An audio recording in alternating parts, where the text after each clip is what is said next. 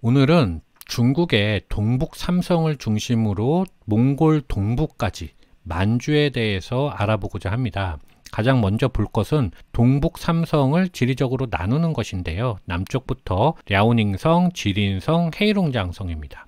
요녕성, 길림성, 흑룡강성이죠. 우리나라 말로는. 거기에 내몽골 자치구 동쪽을 포함해서 일반적으로 만주라고 부르죠. 내몽골 자치구와 동북 삼성을 가르는 기준은 간략히 다싱안닝 산맥이라고 보시면 되겠습니다. 우리나라 말로는 대응안녕 산맥입니다. 다음 지도로 보시면요. 이거는 이제 숭화강이고요. 여기가 대응안녕이고 이쪽이 소응안녕이 되겠습니다. 그래서 이 대응안녕 동쪽 여기는 초원지대와 삼림지대, 농경지대가 섞여서 만주의 서부를 구성합니다. 그리고 그 동쪽의 요기 산맥을 장광차이링 산맥, 우리나라 말로는 장광제령 산맥이라고 하고요. 그 밑에 창바이 산맥, 장백산맥이 있죠. 우리나라는 이제 백두산이 있기 때문에 백두산맥이라고 부를 수도 있는데 이쪽은 중국이니까요, 현재. 그래서 그냥 창바이 산맥, 장백산맥이라고 하겠습니다. 창바이 산맥과 장광차이링 산맥을 기준으로 동쪽은 삼림지대입니다. 그리고 마지막으로 랴오허가 흐르는 랴오닝성, 즉 만주의 남서부는 비옥한 농경지대입니다. 그래서 만주는 지리적으로 이렇게 세 지역으로 나눌 수 있다. 남서부는 주로 일찍부터 한인이 이주해서 농사를 짓던 땅이고요. 서부 초원지대에서는 거란이나 시리, 해 같은 몽골계 유목민이 주로 살았습니다. 그리고 동부 산림지대에서는 숙신, 음루, 물길, 말갈 같은 퉁구스계 수련민들이 살았습니다. 이제 말갈의 후예가 바로 여진이죠. 생각지도 못했던 목돈이 생길 수도 있는데 양도소득세 납부하신 분들 사용 안 할 이유가 없겠죠? 잠깐 이번 새해에 꼭 알고 넘어가야 하는 좋은 정보 하나 알려드리겠습니다. 부동산 양도소득세는 세법이 복잡해서 잘못 계산되어 많이 낸 경우도 있는데요. 부동산 전문 세무사를 만나지 않으면 그런 사실 자체를 모르고 지나가 버립니다. 하지만 930만 케이스를 구분하는 알고리즘으로 국토교통부 창업경진대회 대상을 받은 텍스아이는 국내 최초로 이미 신고된 양도세를 감면받아 환급 예상액이 있는지를 즉시 알려주는데요. 조회 이후에는 부동산 전문 제휴세무사가 한 번 더 검토하여 꼼꼼하게 환급 예상액을 찾아줍니다. 저스티스가 강력 추천하는 텍스아이로 양도세 환급 예상액 꼭 확인해 보시고 기분 좋은 새해 맞이하세요. 다음으로 만주의 생활 중심지였던 강을 보도록 하겠습니다. 역사적으로 볼 때 만주 경제의 핵심지는 헤이룽강이라고 할 수도 있겠지만 사실상 숭화강이었습니다. 우리나라 말로는 송화강이고요. 숭화강은 창바이 산맥에서 발원해서 지린성과 헤이룽장성을 관통하며 흐르다가 헤이룽강, 우리나라 말로는 흑룡강이죠. 아무르강, 이건 러시아 말입니다. 이 흑룡강에 이르는 흑룡강의 지류입니다. 숭화강이. 거기서 핵심 도시가 바로 지린시와, 그러니까 길림성의 지린시와 흑룡강성의 하얼빈시입니다. 이 지린이라는 말이 만주어로 강둑을 따라 있는 도시라는 뜻이고요. 하얼빈도 역시 만주어로 그물을 말리는 곳이라는 뜻입니다. 그래서 둘 다 숭화강을 이용해서 도시 이름이 지어졌을 정도로 원래는 둘 다 어촌이었습니다. 그러다가 지린시는 현대로 오면서 교통이 발달하면서 중요한 교역 거점으로 활용된 것이고 하얼빈시에는 철도가 개통되면서 본격적으로 공업도시화 하게 됩니다. 이제 러시아가 그 만주의 핵심을 하얼빈으로 정하고 이쪽에 동청철도를 짓거든요.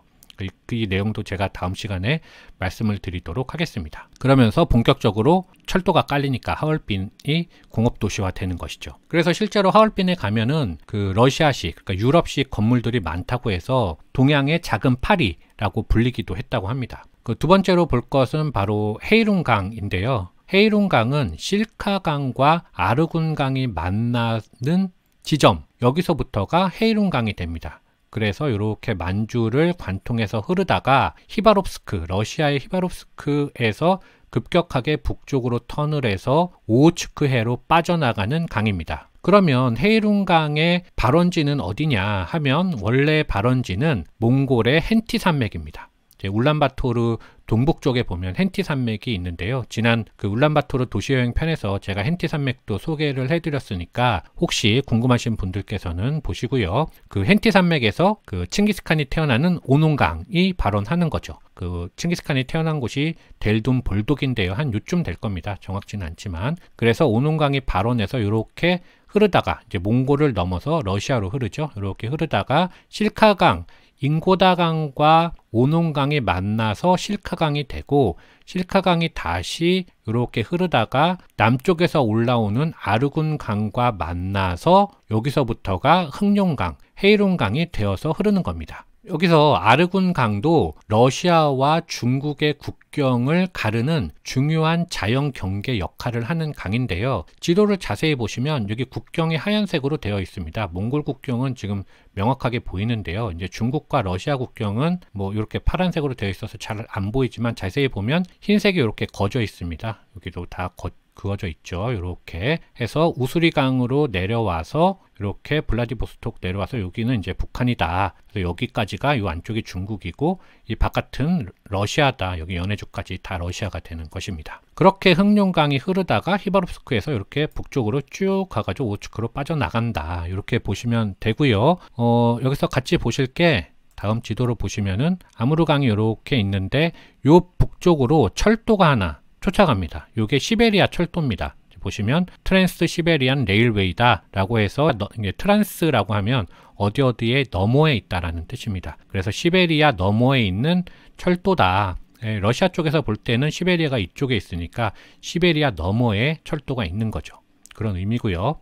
시베리아 철도가 아무르강을 따라서 이렇게 오다가 히바롭스크에서 이제 아무르강은 북쪽으로 가고 이제 이별을 하고 철도는 남쪽으로 내려와서 우수리강을 따라서 내려오다가 블라디보스토크까지 연결되는 겁니다. 이 블라디보스토크가 러시아 말로 동쪽을 정벌하다 라는 뜻이죠. 여기는 원래는 중국 땅이었다가 1860년에 청나라가 제2차 아편전쟁을 패배하면서 영국, 프랑스, 러시아와 베이징 조약을 체결할 때 이쪽 연해주를 러시아에게 다 넘겨버립니다. 그래서 이때부터 러시아 땅이 되는 거죠. 연해주가. 그리고 시베리아 철도 옆으로 흐르는 요 강, 중국과 러시아의 자연 경계 역할을 하는 요 강이 우수리 강입니다. 우수리는 만주어로 텅 비어있다라는 뜻입니다. 그래서 넓고 평평한 지형을 묘사한 단어로 이렇게 여겨지고 있습니다. 중국과 러시아 국경을 가르는 자연 경계죠. 발원지는 시호테알린 산맥입니다. 요거 다음 지도로 보시면 좀 더 명확한데요. 여기입니다. 여기가 시호테알린 산맥이고 이렇게 우수리강이 발원을 해서 이렇게 북쪽으로 흐르다가 흑룡강, 아무르강과 만나서 이제 오츠크로 빠져나가는 흑룡강의 지류입니다. 다시 돌아와서요. 그래서 우수리강 동쪽이 연해주가 되는 것이고 이 연해주라는 말은 바다에 근접한 지역이다 라는 뜻입니다. 그래서 한국, 중국, 일본이 모두 사용하는 용어입니다. 그리고 그 다음으로 볼 것이 이 랴오닝 성의 핵심을 이루는 랴오허, 그 유화를 알아볼 텐데요. 랴오허는 발원지가 두 곳입니다. 동랴오허와 서랴오허가 있는데요. 동랴오허는 지린성의 창바이 산맥이 발원지가 되겠고요. 서랴오허는 시라무렌강과 랴오화강이 만나는 지점부터가 서랴오허가 됩니다.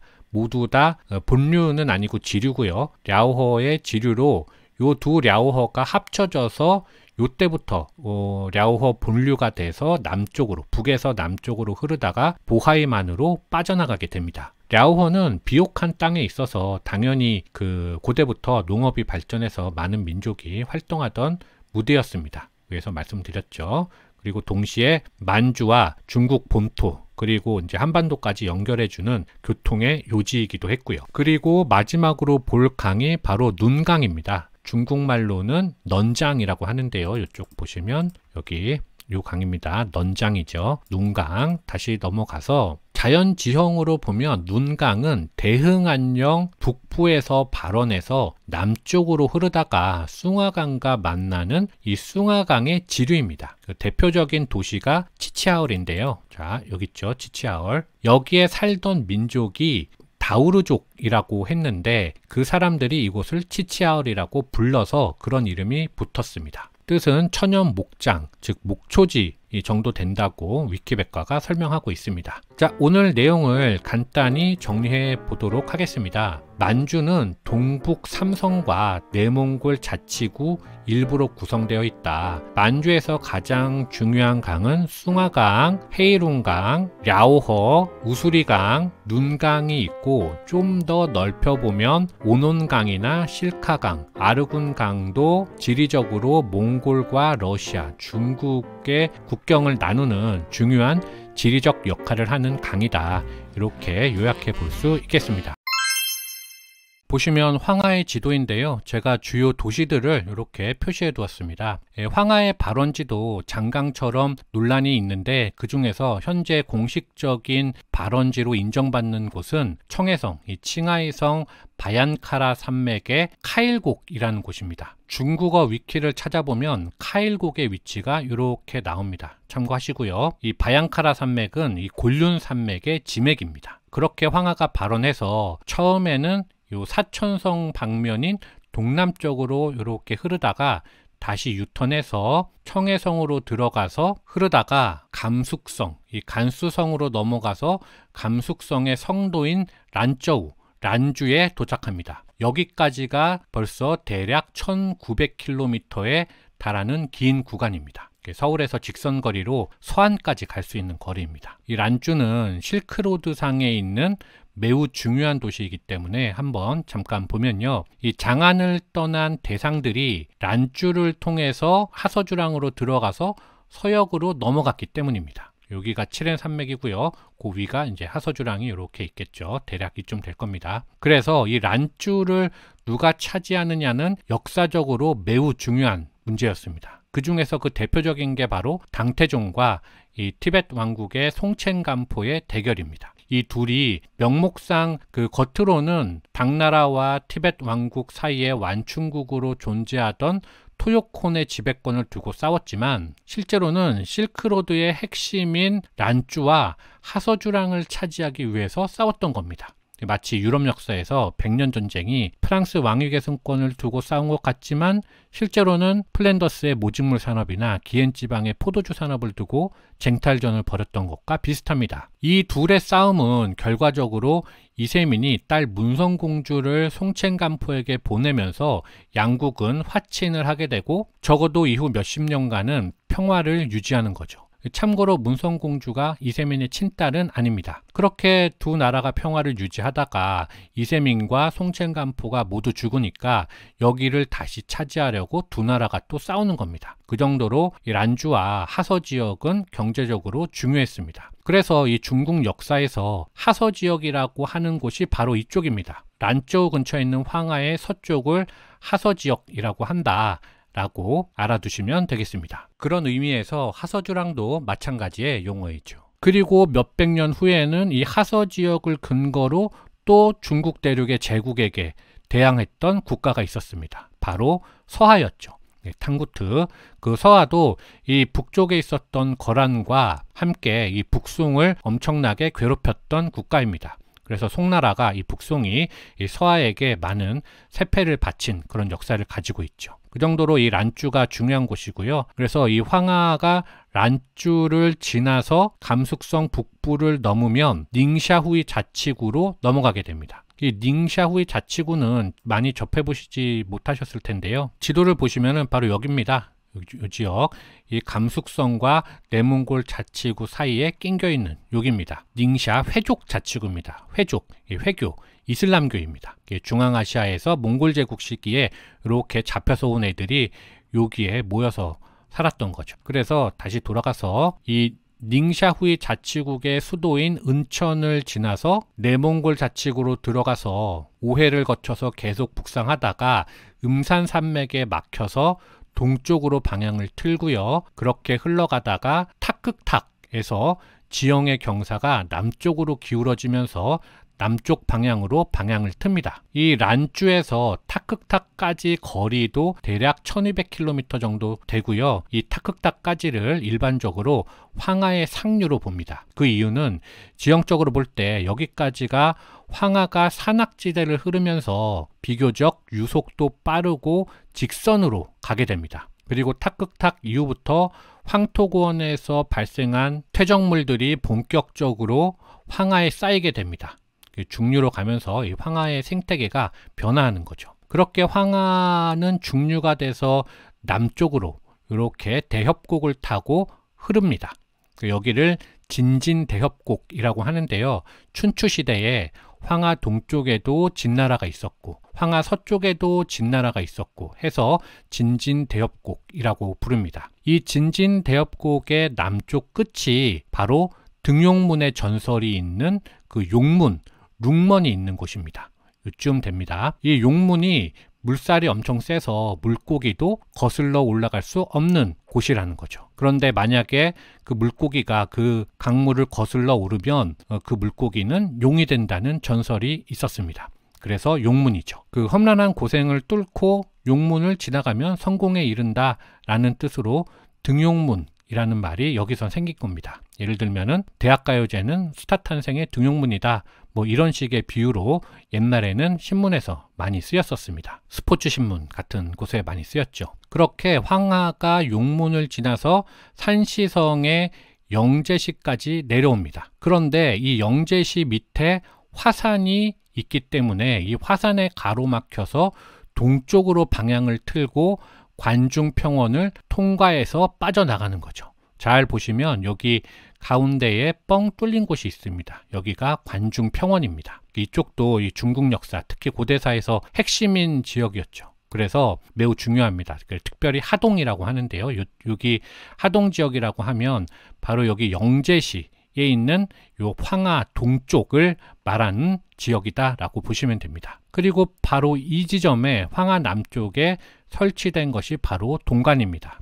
이 부분은 황하 전체 역사에서도 제일 중요한 부분이기 때문에 조금 더 확대된 지도로 보도록 하겠습니다. 이제 보시면 황하가 이렇게 흘러가서요, 이제 북쪽으로 가서 이렇게 동쪽으로 와서 탁극탁을 지나서 이제 이렇게 내려오겠죠. 여기 아기다사 고원이라고 되어 있는데요. 이게 오르도스 고원입니다. 그리고 황하가 이렇게 진진대협곡을 타고 내려와서 여기까지 내려온 다음에 요 화산에 막혀가지고 동쪽으로 방향을 트는 거고요. 여기 X표 된 것이 바로 동관입니다.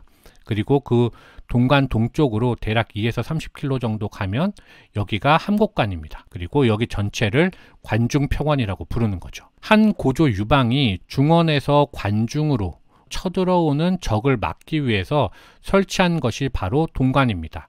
이 함곡관은 그 유방 이전에 이미 그 지어져 있던 거를 유방이 고쳐서 쓴 거고요. 중원에서 이 장안으로 쳐들어오려면 반드시 함곡관을 통과해야만 했었습니다. 그리고 유방이 함곡관 하나로 부족하니까 이 동관을 하나 더 만든 거죠. 그래서 함곡관을 기준으로 동쪽이 관동지방이 되는 거고요.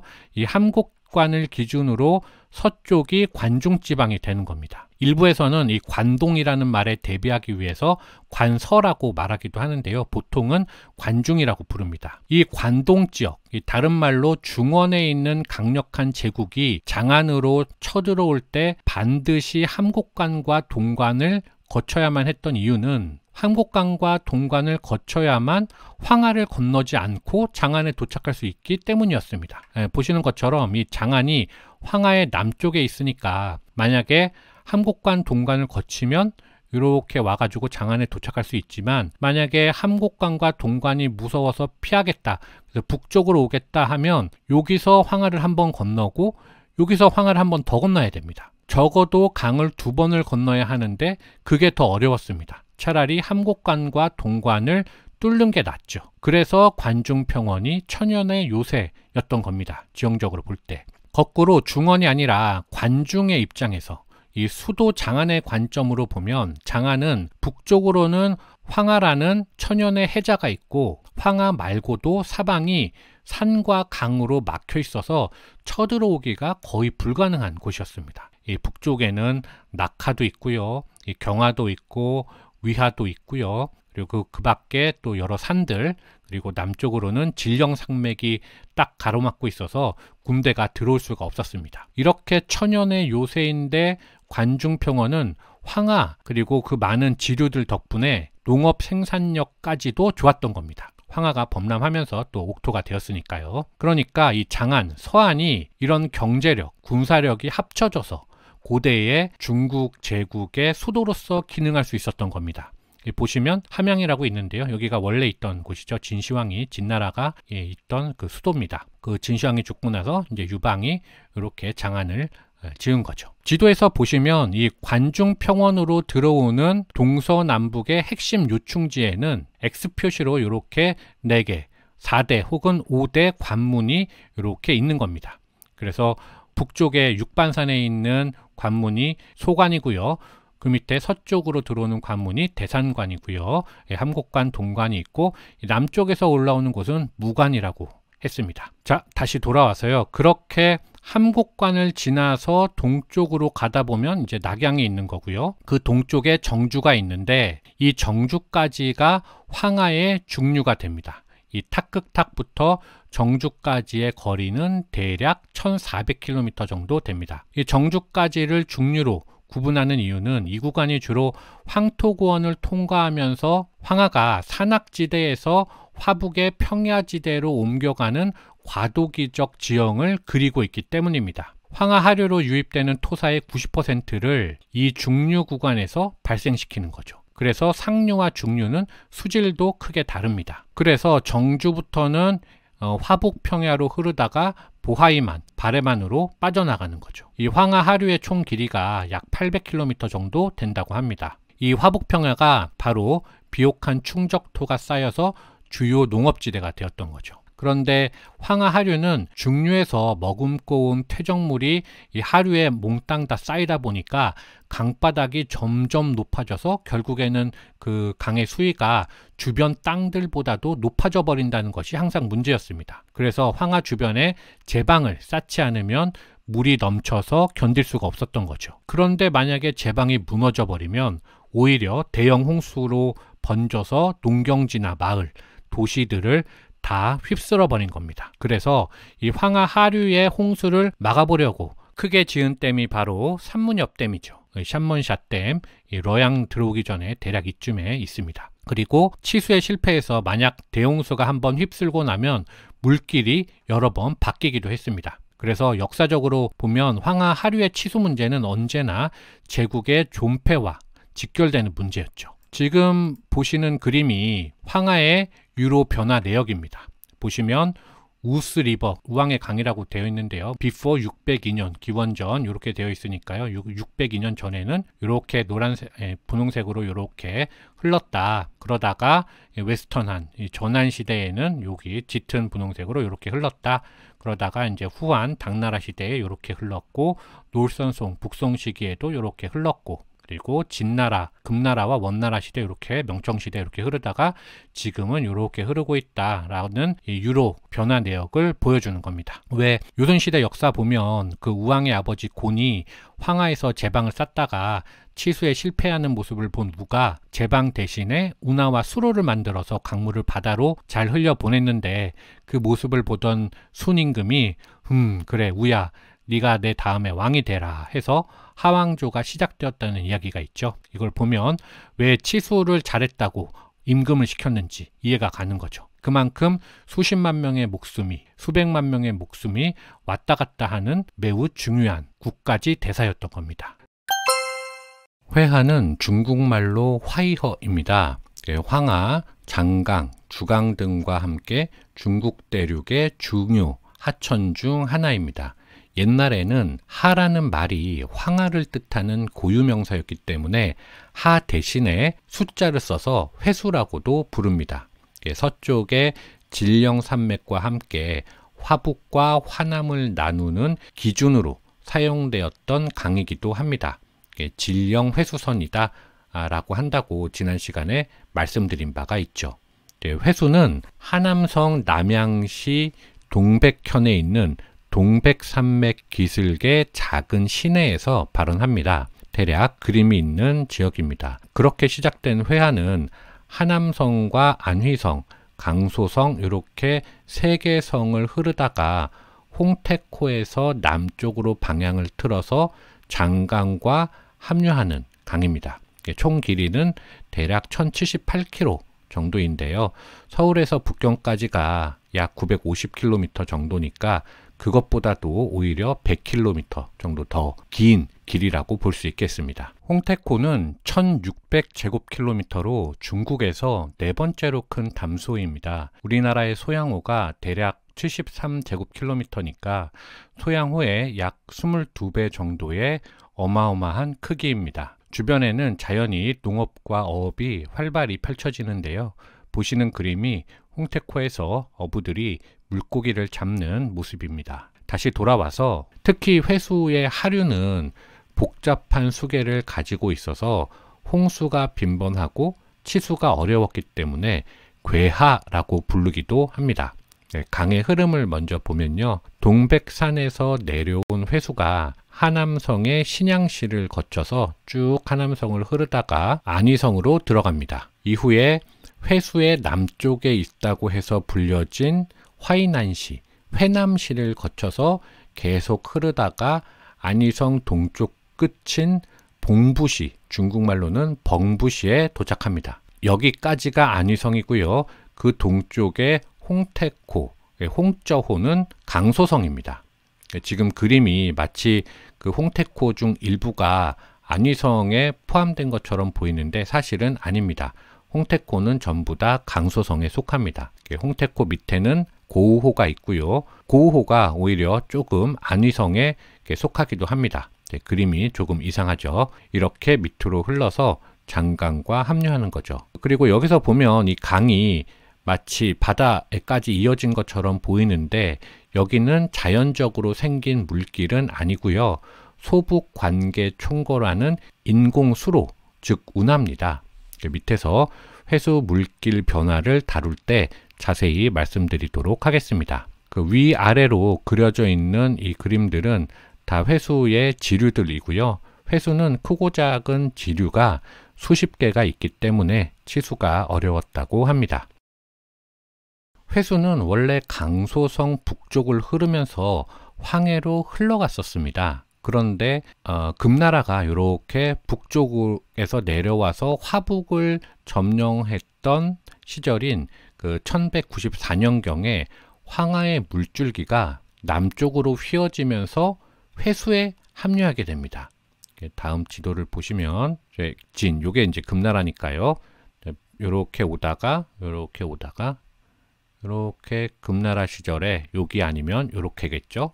결국에는 이쪽 태산 서쪽에서 이렇게 내려와서 홍테코에 합류하게 되는, 물론 이 그림 자체가 정확하다라고 볼 수는 없지만요. 대략 이렇게 추정을 해볼 수 있는 거죠. 이렇게 회수 쪽으로 황하가 합류했구나. 그래서 다시 이걸로 보면 이렇게 오다가 태산 밑으로 해서 이렇게 해서 홍테코까지 왔을 것이다 라고 추정을 해볼 수 있습니다. 그래서 황하가 회수 하류에 합류했는데 이때 황하의 중류에서 같이 흘러온 토사들이 회수 하류에 계속 쌓이게 된 겁니다.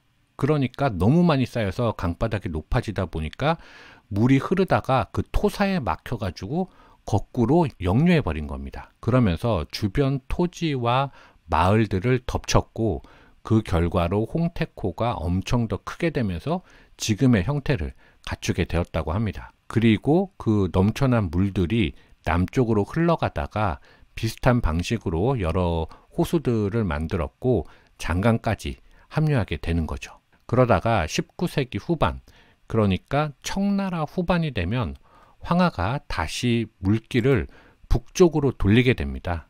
이게 청나라죠. 청나라 시절에는 이렇게 가다가 1855년까지 이렇게 가다가 1855년 이후에는 여기 모던 이쪽으로 이렇게 북쪽으로 방향을 튼 겁니다. 그래서 태산 북쪽으로 이렇게 지나간 거죠. 그래서 이걸로 보면 이렇게 오다가 태산 북쪽으로 다시 흘러갔다.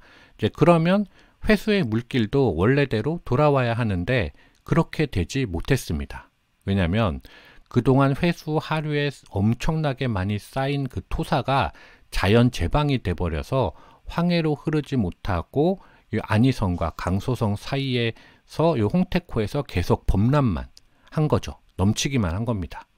당시까지만 해도 치수를 하면서 강물을 황해로 유도할 수 있는 기술이 없었던 겁니다. 그러다가 1950년대가 되면서 드디어 중국이 그 회수 상류나 중류에 댐도 짓고 또 주변에 산림도 조성을 하면서 토양 침식도 줄이는 그런 노력을 하면서 치수를 한 거죠. 그리고 홍테코 바로 동쪽에다가 요거는 요 지도로 보겠습니다. 이 홍테코 바로 동쪽에다가 소북관계 총거라는 일종의 수로를 만들어서 홍테코 물이 자연스럽게 황해로 빠져나갈 수 있도록 하고 있습니다. 그래서 현재는 인위적으로나마 홍테코 물 중 일부가 황해로 빠져나가고 있다, 이렇게 보시면 되는 거죠. 당연히 치수를 위한 거기도 하지만 강소성의 농사를 위한 거기도 합니다.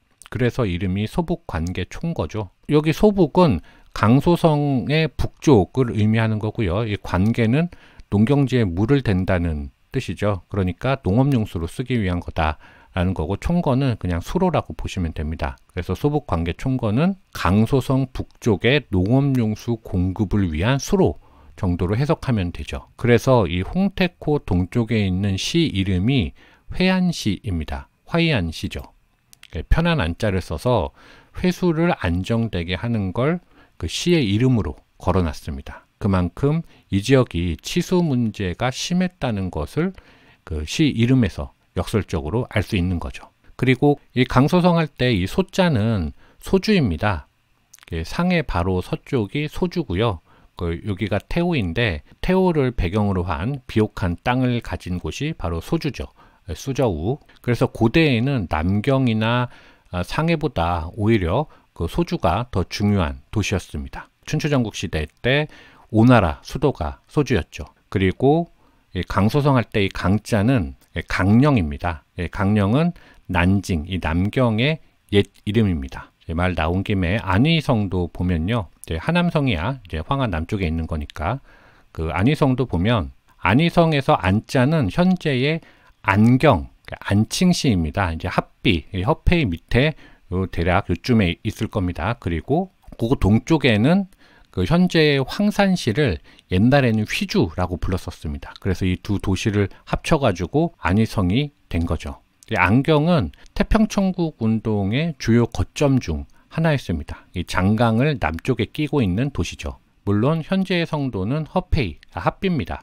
조조랑 송건이 싸웠던 그 합피 전투가 있었던 곳입니다.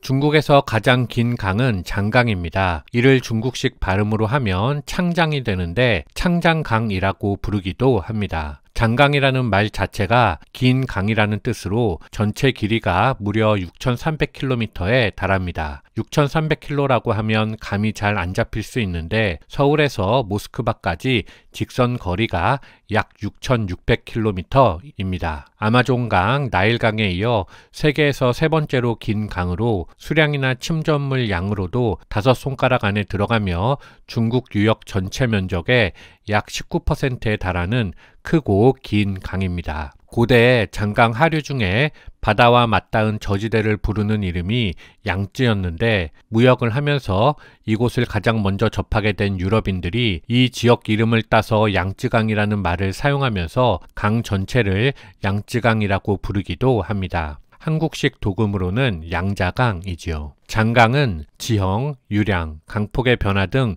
여러 요소를 기준으로 상류, 중류, 하류와 여러 가지 강명으로 나눌 수 있습니다. 저는 지리와 환경적인 요소를 고려해서 발원지부터 호북성 의창까지를 상류, 의창시에서 강서성 구강시까지를 중류, 구강시에서 동중국해까지를 하류로 나누고 말씀드리도록 하겠습니다.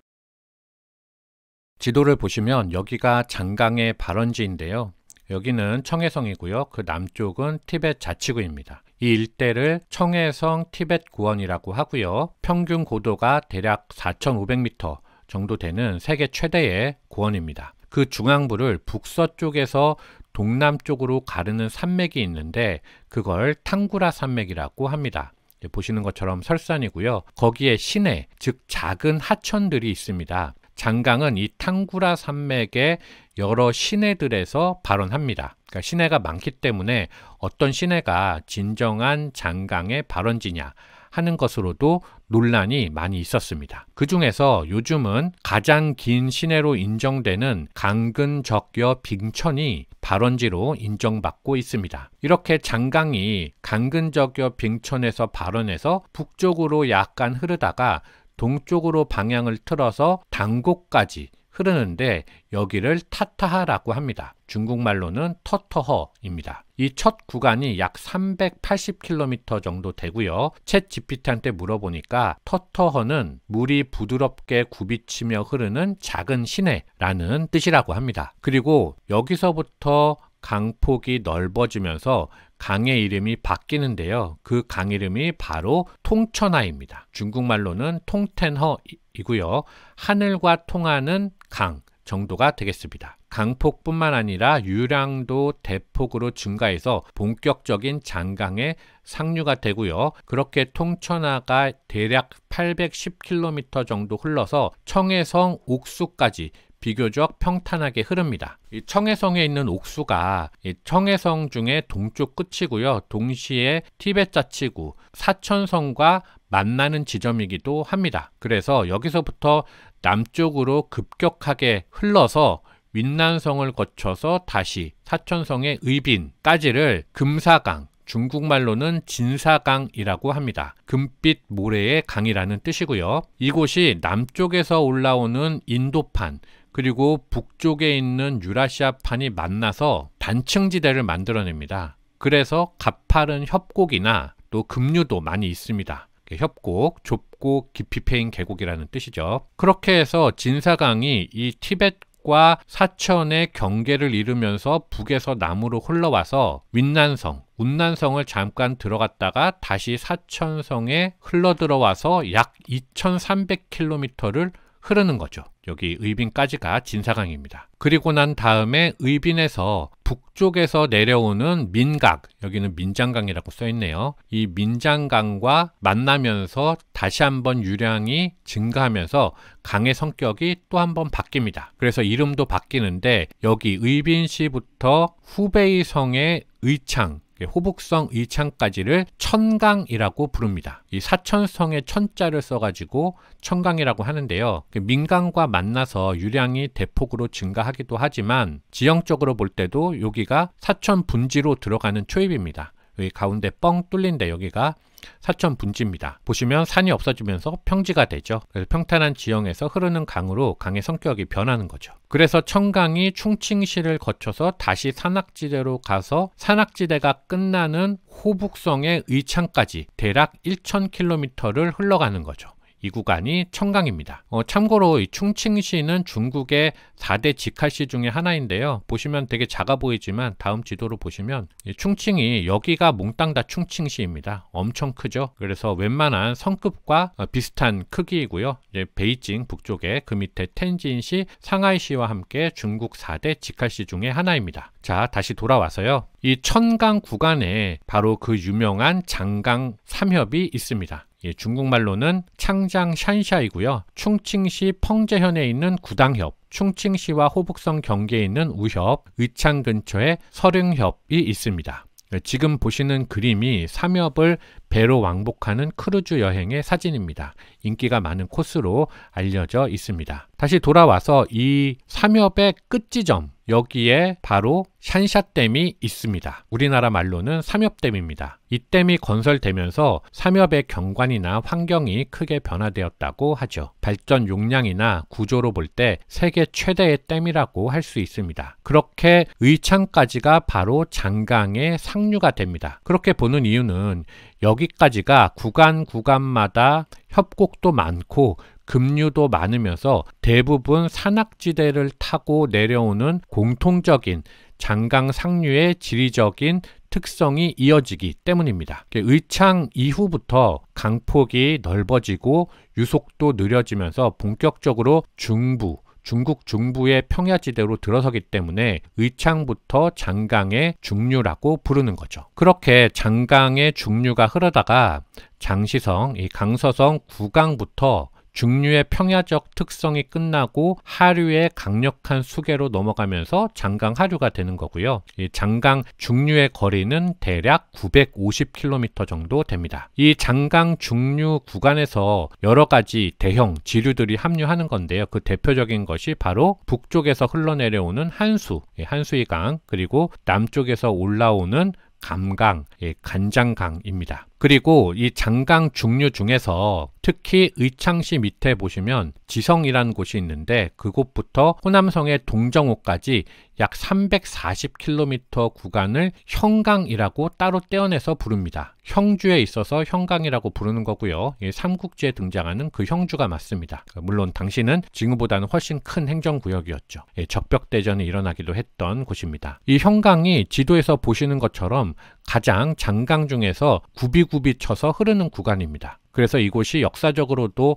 홍수가 자주 발생해서 항상 치수에 골몰했던 구간입니다. 그래서 그 홍수를 막을 목적으로 세운 게 바로 샨샤댐이죠. 샨샤댐이 건설되면서 상류에서 내려오는 물의 양을 조절할 수 있게 돼서 이제는 그 홍수의 위험이 크게 줄은 상태입니다. 그리고 마지막으로 장강 하류는 구강부터 출발해서 동중국해까지 약 940km 정도 되는 구간입니다. 보시는 것처럼 여기 장강 중류까지 흘러오면서 웬만한 지류들이 다 합류했기 때문에 이제 강폭과 깊이가 다시 한번 현저히 넓어지게 됩니다. 그리고 구강부터는 본격적으로 상업이나 이제 무역 활동이 활성화되는 경제 방식이 변화하는 거죠. 상류와 중류는 모두 농업과 어업 중심이었으니까요. 이 하류 중에서 특히 양자강이라고 부르는 구간은 여기 남경에서부터 상해 앞바다까지입니다. 대략 400km 정도 되는 구간이고요. 여기만 양자강이라고 부르는데 왜 그러냐 하면 명나라 때 서양 애들이 배 타고 무역하러 이렇게 들어와서 이 강을 양자강이라고 불렀는데 이것을 강 전체를 부르는 이름으로 확대해서 부른 거죠.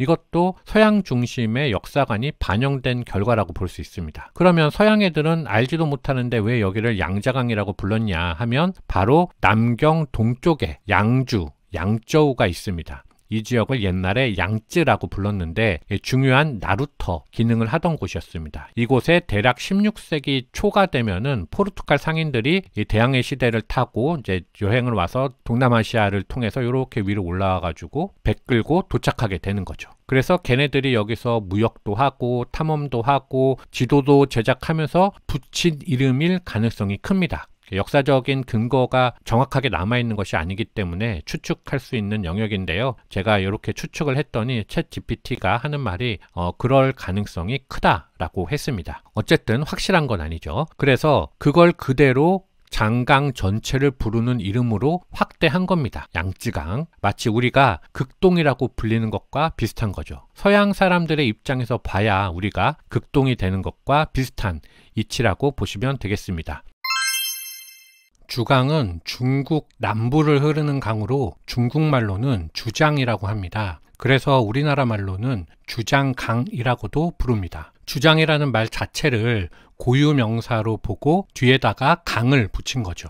다른 말로는 월강이라고도 합니다. 춘추전국 시대 때 이쪽, 그러니까 장강 이남에 살던 토착민들을 월족이라고 했거든요. 그래서 현재 베트남인들의 조상입니다. 지금 이 지도를 보시면 주강은 워낙에 많은 강들이 얽히고 설켜서 이루어진 강입니다. 구간마다 이름도 많고 헷갈립니다. 그래서 주강은 여러 강이 합류한 거대한 수계를 표현한 이름이어서 상류에서는 지역별로 다양한 이름으로 불리다가 하류에서 서강, 북강, 동강이 서로 만난 뒤에야 주강이라는 단일 이름으로 통합되는 거거든요. 비슷한 이유로 주강은 어디서부터 주강으로 보느냐에 따라 길이도 달라집니다. 인터넷에 있는 자료들을 종합해 보면 대략 짧게는 1500km에서 길게는 2200에서 2400km 사이로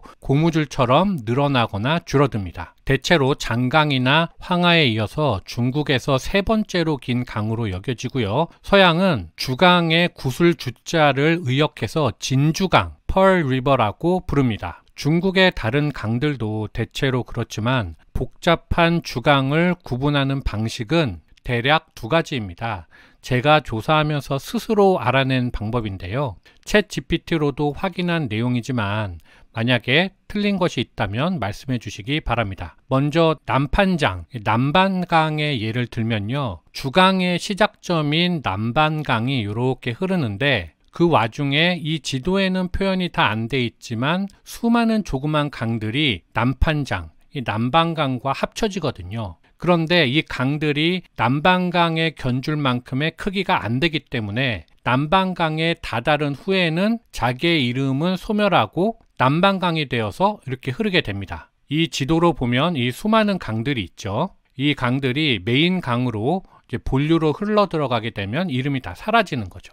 여기서는 뒤에서 나오기 때문에 이 정도만 짚고 넘어가도록 하겠습니다. 두 번째는 서로 크기나 유량, 기타 여러 요소에서 우열을 가리기 어려울 정도로 비슷한 두 강이 만나면 두 강 이름은 모두 소멸하고 새로운 이름이 붙게 됩니다. 이 지도에서 보면 남판장, 이 남반강과 베이판장, 이 북반강이 만나는 이 지점부터는 북반강, 남반강의 이름이 다 사라지고 홍수이허, 이 홍수화가 되어서 흐르게 되는 거죠. 그래서 아까 말씀드린 조그만 지류들은 큰 강에 만나면 이름이 사라진다. 그리고 큰 강들이 두 개가 만나면 새로운 이름 하나가 탄생된다. 이렇게 두 가지가 이 주강 수계를 익히는데 가장 핵심이라고 볼 수가 있습니다. 그래서 이제 본격적으로 보면 주강의 스타트 지점은 남판장, 이 남반강입니다. 이게 한 번에 봐서 알기 어렵기도 하고 또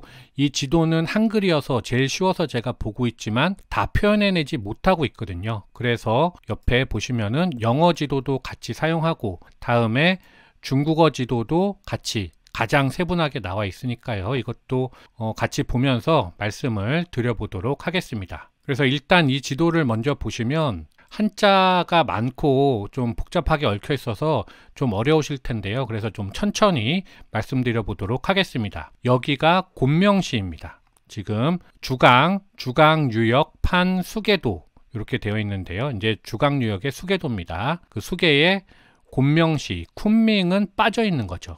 그래서 여기가 민난성, 운남성이고요. 여기가 귀주성, 구이저우성입니다. 그리고 광서 장족 자치구 이렇게 있고요. 뭐 광동성 이렇게 있죠. 여기가 주강의 수계입니다. 주강의 출발점이라고 할 수 있는 남반강은 운남성에 있는 여기 쿤밍 위에 보면 곡정시라고 있습니다. 취징시입니다. 이 곡정시 동북쪽에 보면 마웅산이 있는데 여기서 발원합니다. 해발 2,500m나 되는 높은 산입니다. 백두산에 견줄 만큼 높죠. 뭐 좀 약간 낮긴 합니다만 그렇게 발원한 남반강이 운남성 남쪽을 따라서 이렇게 흐릅니다. 여기에 남자, 반자, 강자입니다. 남반강이 이렇게 흐르다가 갑자기 동쪽으로 방향을 틀어서 다시 흐르죠. 여기도 남자, 반자, 강자에서 남반강이 이렇게 흐르는 겁니다. 강줄기가 이렇게 방향을 급격하게 트는 것은 보통 남쪽에 산이나 기타 장애물들이 있거나 아니면 경사가 동쪽으로 기울어져서 이렇게 흐르는 건데요. 이 지도만 봐서는 그것까지 알 수는 없고요. 어쨌든 그렇게 동쪽을 흐르다가 여기 귀주성으로 넘어가게 됩니다. 보시면 여기 검은색 선이 있는데 이게 성의 경계입니다. 보시면 여기 운남성과 귀주성을 나누는 경계가 이렇게 있는 거죠. 그리고 광서, 장족 자치구와 이 귀주성을 나누는 이제 또 기준이 검정색 선이 이렇게 또 그어져 있는 겁니다. 그래서 이 경계선을 타고 남반강이 이렇게 흐르다가 북쪽에서 내려오는 북반강, 이 북반강과 합쳐집니다.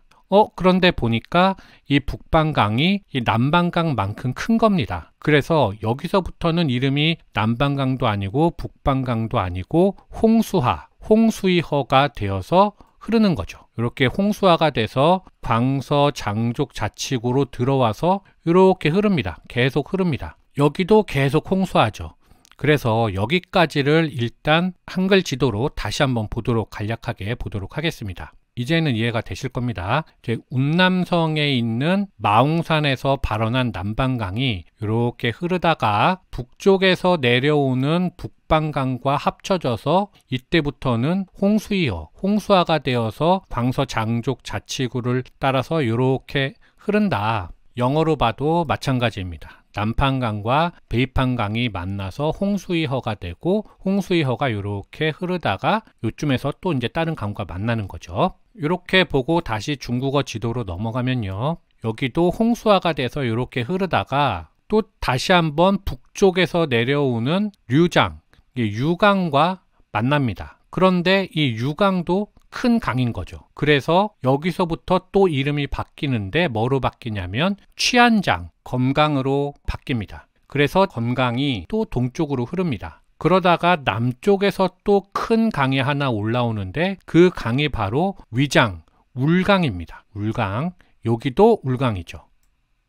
그래서 우강이 이렇게 흘러오고 좌강이 이렇게 흘러가다가 두 강이 만나서 여기서부터 울강이 되어가지고 남령시, 이 난닝시를 지나서 이렇게 흘러 올라가다가 울강이 서쪽에서 동으로 오고 있던 검강과 만나서 여기서 다시 한번 이름이 또 바뀝니다. 심강이 됩니다. 이 쉰장이 되는 거죠. 그리고 심강도 동쪽으로 흐르다가 많은 이 짜잘한 이 지류들과 만나지만 요거는 다 작은 강이기 때문에 자기 이름 유지하고 가다가 위에서 내려오는 이 개강, 구이장과 만나는 겁니다. 어디서? 여기 오주시죠. 오주시, 우저우입니다. 여기 이 개강, 이 북쪽에 보면 계림시라고 있는데요. 여기서 잠깐 스톱을 하고 중국과 베트남 역사를 말씀을 잠깐 드려보도록 하겠습니다.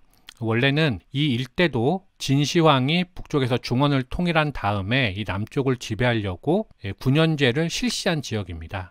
진시황이 통일한 직후에 제일 급했던 게 호족의 잔당들을 완벽하게 제압하고 중앙 집권을 완성하는 거였거든요. 그래서 지방에 군과 현을 설치하고, 다음 지도로 보시면 이렇게 지방에 군과 현을 설치하고 자신이 직접 그 관리를 파견한 거죠.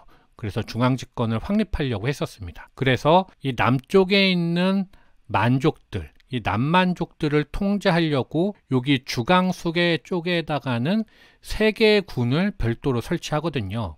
그래서 남해군, 계림군, 상군인데 요 계림군이 있던 그 중심지가 바로 이 계림시입니다. 그래서 여기서 흐르는 강이 바로 계강이 되는 거죠. 자, 다음 지도로 보시면요. 이 지도로 보시면 이 남해군은 이 광동성 일대고요. 여기 광주입니다. 이 남쪽에 있는 바다와 맞닿은 군이라는 뜻이겠죠. 그리고 이 광서 쪽에 보면 이 계림군이 있는데 여기 중심이 계림시가 되는 거죠. 요 일대 계림군, 개수나무 숲이 많은 군이다, 이런 뜻이겠고요. 그 다음에 그 서쪽에 이 광서장족자치구의 서부와 또 베트남 북부 일부까지 포함하는 요 지역은 상군이라고 했습니다. 이 코끼리 상자를 써서 이쪽에 코끼리가 많았겠구나, 이렇게 볼 수 있는 거죠. 이렇게 3개 군을 설치해서 남만족들을 통제하다가 진시황이 죽고 나니까 남해군에 이제 월족이 많았거든요. 그래서 월족을 지배하고 있던 현령 중에 조타라는 사람이 있었습니다. 이 조타라는 사람이 남해군, 계림군, 상군까지 몽땅 다 통합한 다음에 남월, 그러니까 남비엣이라는 국가를 세우고 자신이 무왕이라고 칭하면서 왕으로 즉위했습니다. 그런데 얼마 안 있어서 중원에서 이제 한나라가 등장하잖아요. 성립하면서 유방이 무왕을 남월, 남비엣의 국왕으로 책봉을 합니다.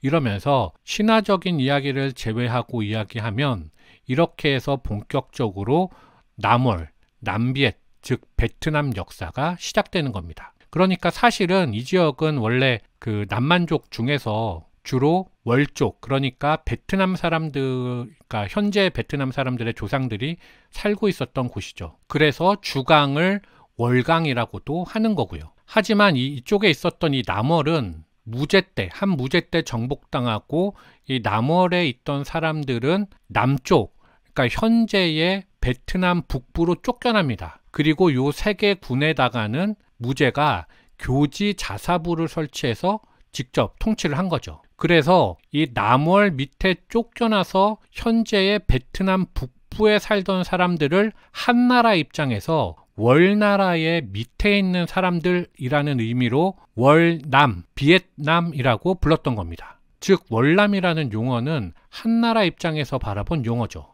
중화사상이 잔뜩 들어가 있는 용어인 겁니다. 그러다가 19세기에 이제 응우엔 왕조가 베트남 일대를 몽땅 다 통합을 하고 자기네들도 중화사상을 받아들여서 청나라로부터 그 정통성도 인정받고 또 침략도 안 당할 요량으로 국호를 월남, 비엔남으로 하고 책봉을 받은 겁니다. 원래는 그 응우엔 왕조가 청나라의 승인을 요청을 할 때 원했던 국가의 이름, 국호는 남월이었습니다. 그래서 청나라가 봤더니 남월?